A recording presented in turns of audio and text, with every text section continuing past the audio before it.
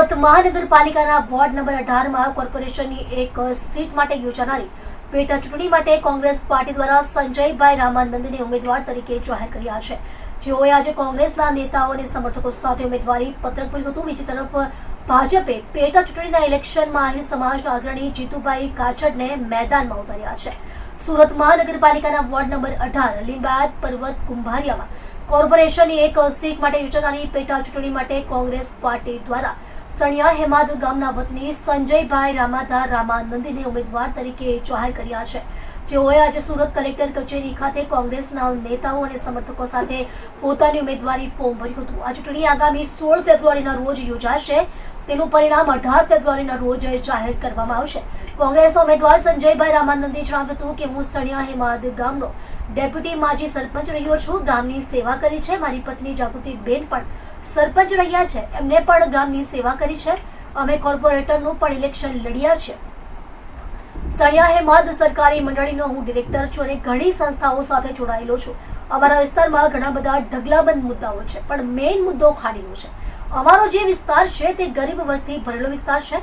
આ વિસ્તારમાં 70 થી 80% ગરીબ વર્ગની વસ્તી છે।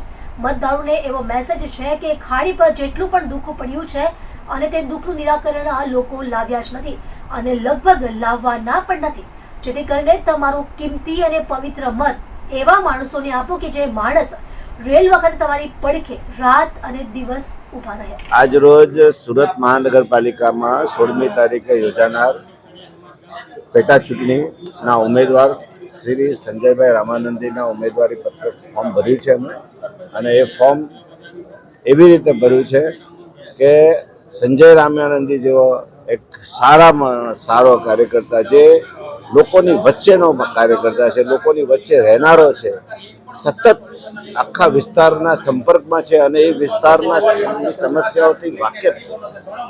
ખેડૂત છે, ખેડૂત ખેતીના વિસ્તારો પર ઘણા મોટા પાયે આવ્યા છે, ત્યાંના ખેડૂતોના પણ પ્રશ્નો લઈને ચાલે છે। મોટા ભાગનો વિસ્તાર ખાડીનો વિસ્તાર છે।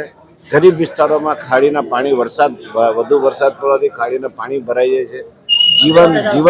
આખું જીવન ધોરણ એ લોકોનું ખોરવાઈ જતું હોય છે અને તેવા સંજોગોમાં આ માણસ ખડે પગે કામ કરતો હોય છે।